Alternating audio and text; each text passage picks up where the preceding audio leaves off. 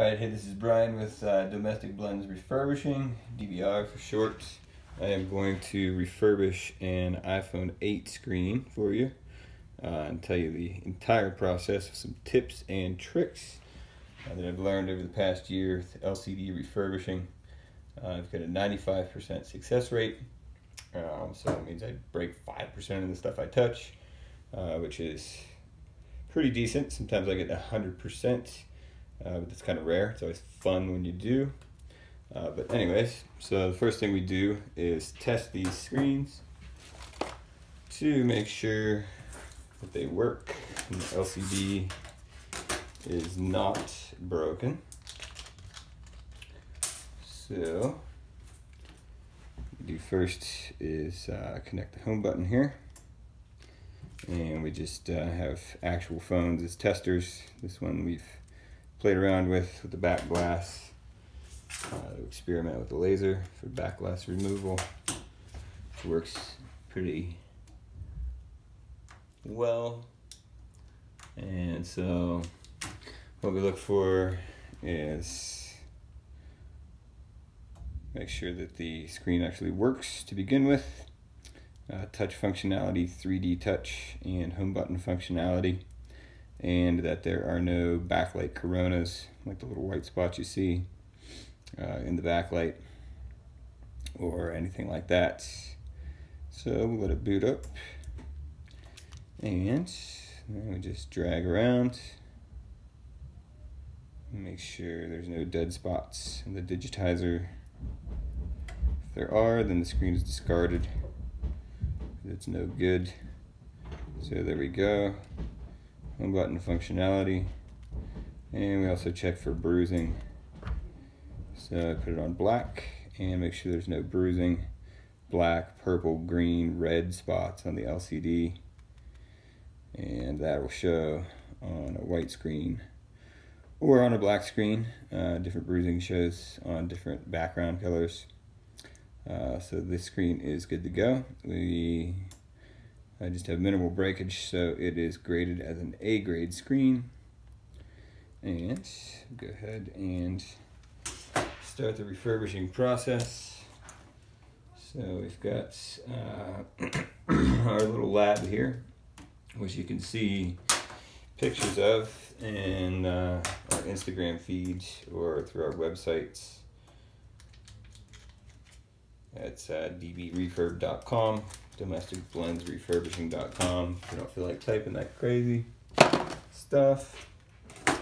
And so one of the main things to note with these displays is that if you move the flex cable around, it can cause loss of touch functionality. So this is something you should be doing during the actual repair. When you pull this off of your customer's screen, or pull it off of your customer's phone, you should definitely try to either put it directly back into the clamshell that the replacement screen came from, or tape it down, something like that. We tape them down when we get them because we don't want that flopping around. What happens is the actual connections on the flex cable will break, and you know there's probably 150 connections on these flex cables, and so losing touch functionality is no fun at all. So the tools we use here are our frame separator, which gets up to 277 or 300 degrees Celsius, something like that. So this is going to be used to melt the frame, so we could pull it off, and then we just have a straight up pair of pliers, just small ones, and a pair of clips, nice sharp razor blade, which we actually repurpose these for use and in different parts of the process, and then a glove for your weak hand here. So to remove the frame, we just slide the frame of the screen on here back and forth, rotate it on the corners, And go a few times. You don't want to go too much because this will transfer heat into the backlight and warp the backlight. So once it's hot, I just grab it with the pliers on the frame and pull directly off. Now you don't want to pull up or down. You want to make sure you're pulling horizontal so that you don't transfer any of that pressure onto the LCD itself. If you do that, you can break the LCD, which is no fun, because then you can't refurbish it and you lose money and you might, you know, cry real tears or something. It's heartbreaking to break all this valuable stuff. So once you get to the part where you're cutting the glass off, you want to have some movement up here, or the ability to kind of slide the LCD off. So what I do is take a razor blade here and get it up underneath the frame there, pull the frame up a little bit, and then get the pliers or the wire cutters and just pull it back. That way, once I get the glass separated off, I can turn the LCD kind of like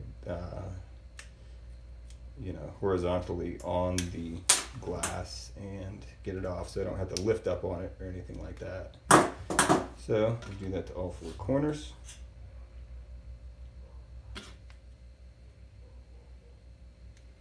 And this takes some skill to, you know, not get the razor blade underneath the LCD and pop the LCD that way. Just get it nice and hot there. And lift up. Now if it doesn't want to come like that, we've got, you know, various pairs of tweezers laying around for multi-purposes. It's one of the main tools of repairing phone screens, or, you know, doing iPad repairs, whatever. You need to get a pair of needle nose tweezers. So these ones are kind of dull, and just enough to get under there and rip that off. Got one more corner to go. And then this frame separation will be done on this one. Now I'm doing just a one-off screen just for kind of a demonstration here. Typically it will do batches of about 25 is the minimum. That way you can make an assembly line out of it and do all this at one point. So after that's done, we move over here and we're going to apply tape to the front of the screen. So what that does is allow the vacuum heat plate to grab onto it. So you can roll without it if the crack's not too bad. Like this one, the wire would come down and maybe come through there and it'd come off in one piece. But if we tape it, then we guarantee ourselves that the glass is all going to come off in one piece. So what happens if it doesn't is that it loses suction, and then you have to kind of pick it up off of the hot plate, which I'll show you here in a second. And you lose that vacuum and you greatly increase your risk of damaging the display. So the excess tape you don't really have to cut off. We do, because sometimes it can grab onto the wire and just make the process that much more difficult. So when we're doing batches of 25, 50, 100, whatever it may be of these, we want the process streamlined as much as possible. And use all these tips and tricks. Now, if you get bubbles underneath the tape, you can just put slits in the bubbles and then press them out like this, and that way you'll have a nice smooth surface to grab onto with the vacuum hot plate. So This is our vacuum hot plate. We keep it set at 80 degrees Celsius. It's got a silicone mat. Not sure if you can see that or not.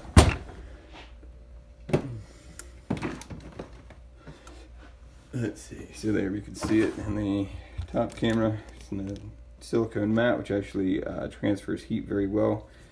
So before I put it on there, I'll just shake it off, make sure there's no shards of glass or anything that is going to prevent the screen from getting good suction. And so the way to test that is to just turn it on and then try to pull it off. So we're good to go there.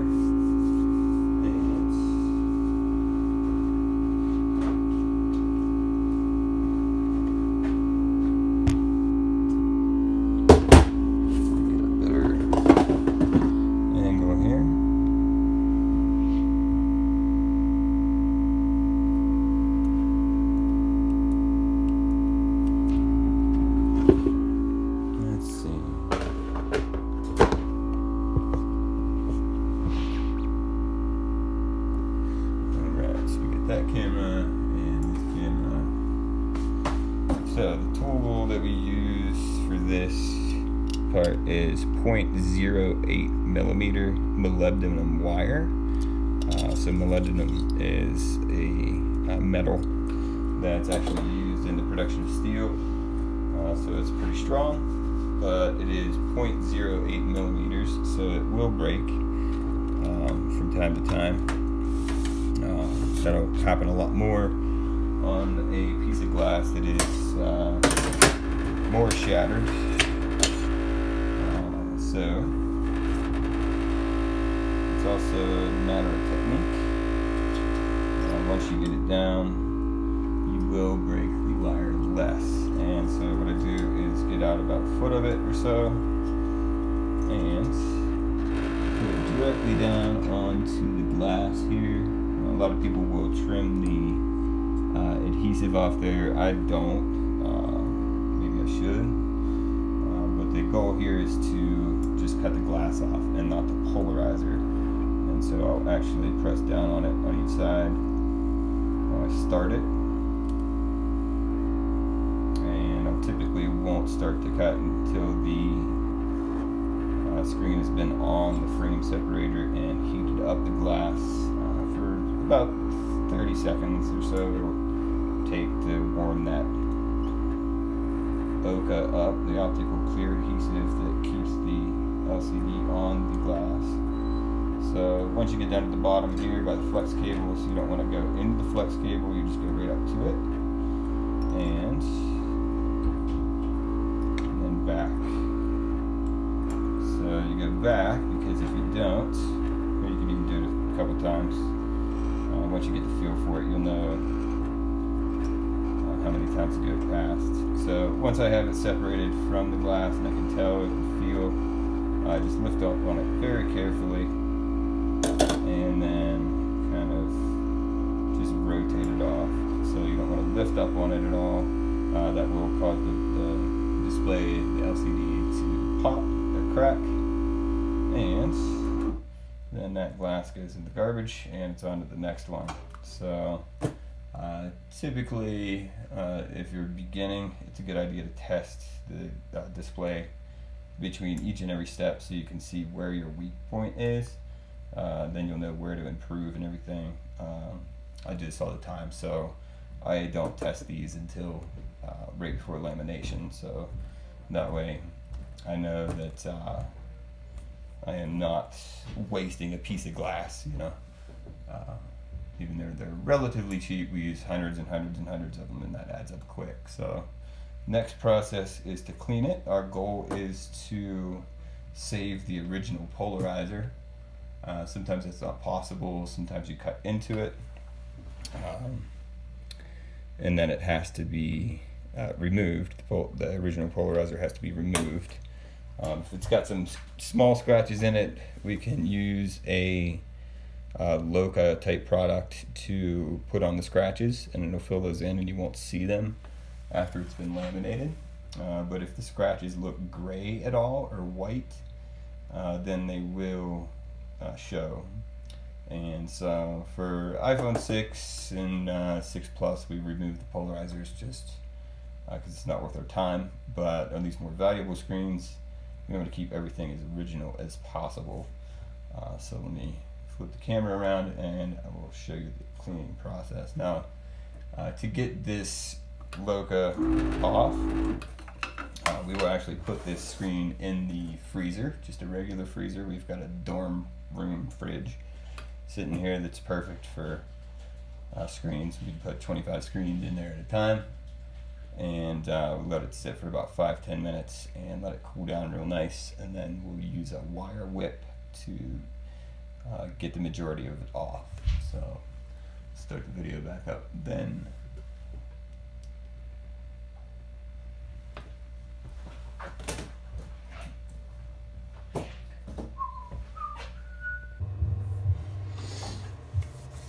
Okay, so the Oka has definitely frozen. It's been in the freezer now for well, a lot longer than I expected because we get distracted. But anyways, this iPhone 8 Oka has to be frozen. Some of the other Okas have to be heated up before you whip them off. But this stuff comes right off with these wire whip tools, which is our technical name for these. So we'll go ahead and do that. Sometimes you can get it to come off in one big swoop, but most of the time you have to go over it a couple times. So we have cleaning molds that I have under here, and I'll show you here in a second, that support the LCD while we're doing this so that we don't bend it and break it.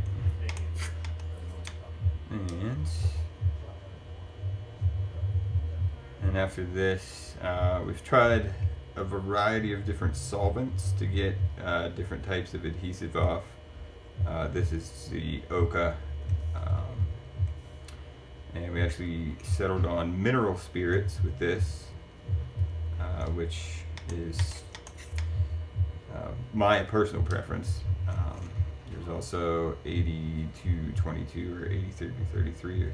Yeah, 8333 is the industry standard, is what most people use. And I got a hold of the blue glue. So there's blue glue on the bottom of the LCD that covers the in-cell part right here. And we typically try to leave that on. But if it comes off, we go ahead and laminate it anyways. Some folks are saying that can cause touch issues. We haven't really experienced that. Really haven't tested it anyways. But yeah, it is what it is. It comes off and then looks like this. And so we just have to clean that residual off. So we use an inline exhaust fan attached to a, I'll just show you. So this is what we use. We don't want to breathe this stuff in, any of these chemicals. And so there's our inline exhaust fan right there that we have mounted to the wall. And we just use some dryer air duct and a little filter because we were sucking up lots of different clean room wipes into there, which is no fun. But anyways, we use that and these gloves here, black ones, so that we don't get this stuff on our skin. It is a solvent, so it'll dry your skin out real bad, or you know, cause you some health problems if you breathe it in. So that's no fun at all. So, you know, safety first. We also always use safety glasses in any step of the process because we ain't trying to get no shit in our eyes. But anyways, these are little clean room wipes that we use. We use fresh ones to wipe the glue off once it has been hit with the solvent. and then acetone. So we've got a little cup for our mineral spirits, and it doesn't take much at all. This is one of the hardest parts to learn, and the most time-consuming part is cleaning. So you don't want to get it in the backlight because since it is a solvent, it will destroy the adhesive that keeps the backlight onto the LCD itself. And if it goes back in there, it'll look like water damage, just like you've seen before on water damaged phones. Make backlight coronas, and that's our name for the bright white spots in the backlight. That's what we call them, backlight coronas. So just kind of rub that around a little bit, and actually going to go without the fan here, but just doing that for the video purpose. Typically I would have that fan running 100% of the time. I don't breathe any of this in, but this is just odorless mineral spirits you can get from any hardware store. It's nothing special, and I don't think it's that toxic. Some of the other stuff we use, we don't really understand what's in it. I think it's N-hexane, some of it, so we don't want to get that in our lungs. That's no fun. So the acetone, we have these little pumpers, and you don't want to get it too wet, just so you can feel it. And when you feel the acetone, it feels cold, so we don't want it too wet, because too wet and then it risks going into the backlight, and that's no fun. Replacing backlights isn't that hard once you know how to do it, but it's an extra cost, and you know, it takes a little while to do. Some micro soldering involved, and you know, just avoid that at all costs, but we do that. So at this point, you can test and see. It's pretty clear if there's scratches in the polarizer, and if it'll be able to be used or not. So if it's like that, then we just throw it back in the process so it can be depolarized. But this one is cherry, and so just take a little bit of time to clean it here. So if there's little mounds of ochre left over, what I'll do is just put the rag directly on my finger and then use my fingernail to actually scratch at them, and they'll come down. You could also just hit it again with the brush. We use just these little crafting paint brushes because they're soft but hard at the same time, and so that will help get anything off there. But cleaning is definitely the most time-consuming part, and you have to have a very light touch because you're pressing directly on the LCD, and they're incredibly fragile. So just take our time and make sure that we don't break anything. The LCD recycle prices are down right now. As I'm recording this video, it's April 8th or something like that in 2019. So we actually track the recycle prices across the United States and in China to make sure that we are offering fair prices and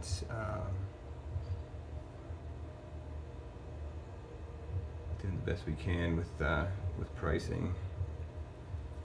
So this one's actually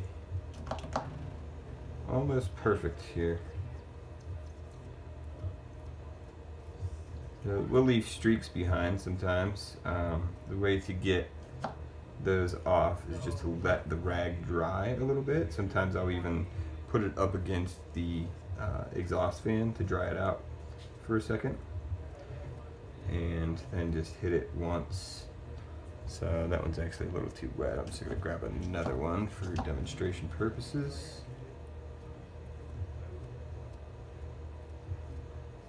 And that looks pretty good. So we've got these incredibly bright lights that we mounted, flush mounted into the ceiling when we built this lab. They're like 1,000-watt LED or something like that. So any imperfection will be revealed under these lights. You can see I work on a black mat because the reflection is so intense from them. It'll give me a migraine if I sit here for a few hours and stare at that reflection. Thinking about putting some diffusers over them so that it's a little bit softer of lights, but get down the road. They're so bright it almost feels like it's going to give you a sunburn, but it's all good. We like to make perfect screens, and this is going to be one of them. It's a very pretty clean polarizer right there. So next step is to move into the clean room, and we'll laminate it and have a nice new screen. Alright, so now we are in our controlled environment. I would call it a clean room, but it's not a true clean room. We have what's called a MAC 10 HEPA filter hanging inside of an enclosure here with ESD safe drapes, and we have a ionizing air machine to reduce any static or anything like that. So yeah, that's our setup. We use a YMJ plate laminator to laminate all of our glass, which we source directly from China typically. So it is a wonderful machine. It's precision molds, so the LCD fits perfectly in here, and then the glass fits perfectly in there as well. The glass we source directly from China. We have a couple different sources that send us glass that is just as good as original. Our main test is to bend it like this until it breaks, and yeah, it holds up really well. We've been using it for quite a while. We run our laminator off of a tank of compressed air, so any dust can be blown off. So before I run the machine, I hit the whole thing with compressed air, and then once we get the LCD in here, then we can blast it off with clean air as well, and also typically hit it with the acetone as well one more time before lamination. So the goal of the whole thing is to not get any dust in between the glass and the LCD. If you do, it will not look the greatest. It won't be anything that is really that noticeable to the naked eye, but we still don't want it in there either way. Now we do use the original polarizer sometimes, but it has a light scratch in it. We have this basically Loca type stuff that just keep going. Word. So this is what we use to cover up any scratches, and it works really well unless the scratch is too deep. In that case, we are going to go ahead and replace the polarizer, which we also source directly from China, and test to make sure that they have 180 degree or 360 degree or whatever polarization, so you can see them from both angles, portrait and landscape, with polarized sunglasses on, because what fun is life if you can't watch videos in landscape mode? That is stupid. And Please don't ever take any pictures in portrait mode. That is dumb as well. So it might get a little bit loud. I'm going to go ahead and turn the fan on real quick.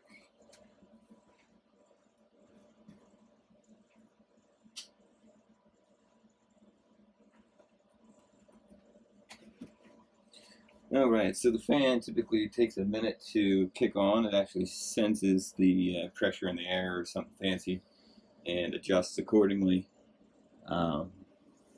It's not too loud. The point of it is to have what you call laminar flow.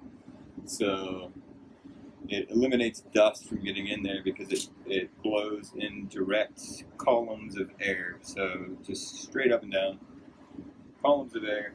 It has no turbulence in it.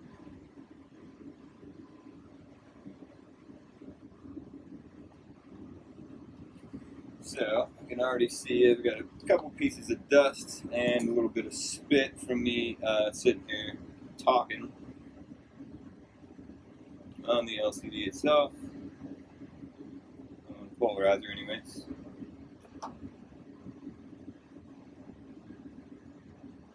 So I'll get clean it off one more time. And we typically do the same to the glass, clean that off. Either acetone or isopropyl alcohol. That way if there's any dust left on the glass from the manufacturing process, it doesn't get sucked into the LCD, which is not fun at all. Sometimes there's giant chunks of dust in there, and we don't redo them.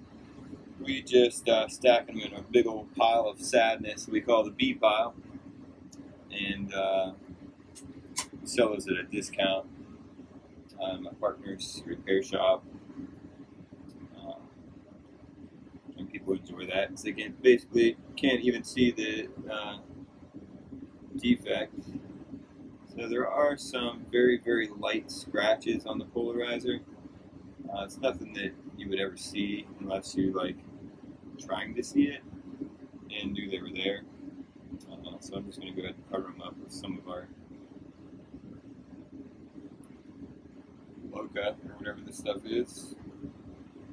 Touchscreen scratch removing liquid is its technical name. So before I actually laminate the glass to the LCD, I'm going to go ahead and make sure that it is perfectly aligned in there, and that once again it is clean. Might seem redundant, but trying to get the best possible results. So when I tear the protective film off of the Oka on the glass, I usually hold it away from the LCD in case there is dust on that. It blows somewhere else. But then we just immediately place it down on there and get it in the machine so that we reduce the risk of anything blowing in there.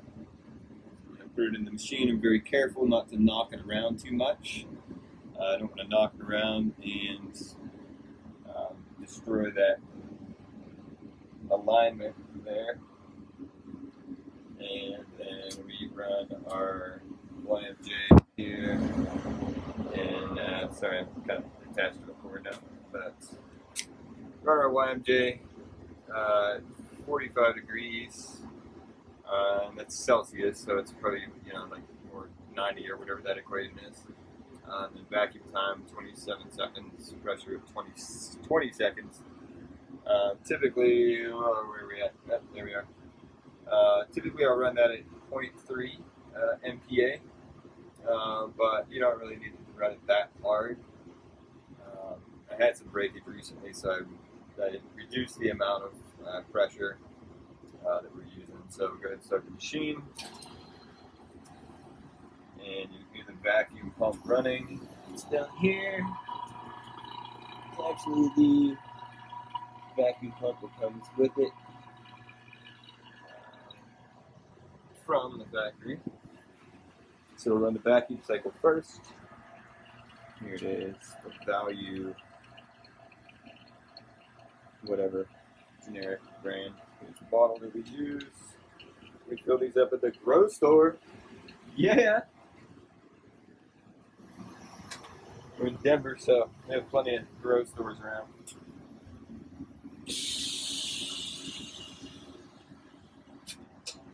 So let it run its cycle. Here we go. Our vacuum here, we're just a mile above sea level, so that's the highest we can get it. We're not sure if that's relative or not, but we can't get it any higher. So now here we have a brand new refurbished iPhone screen. So you can see here, there will be some lamination bubbles. That's typical. There we go. So there's bubbles in the corner, on the sides, and the top. And so the resolution for that is an autoclave. So this also runs around 40 degrees Celsius, and it basically uses pressure to press the bubbles out. So usually about 5-6 minutes in here does the trick. This also works for static and stuff like that. It'll come out a little quicker. So start that, and we let the pressure get up to whatever that is, 4 or 0.3 MPa or whatever the rating is for pressure. Oh, it's been 6 minutes, so we will let the pressure out of there, let it go all the way, and we'll open it up and see what we got. Maybe a little mic, that's my third arm there. Little hand modeling. And no more bubbles. YMJ, no bubbles. So now we, the moment of truth. Plug it in and test it out. So once again, we typically do these in batches of like 25 to 50 or whatever, but you know, just trying to make y'all a little video. See what happens.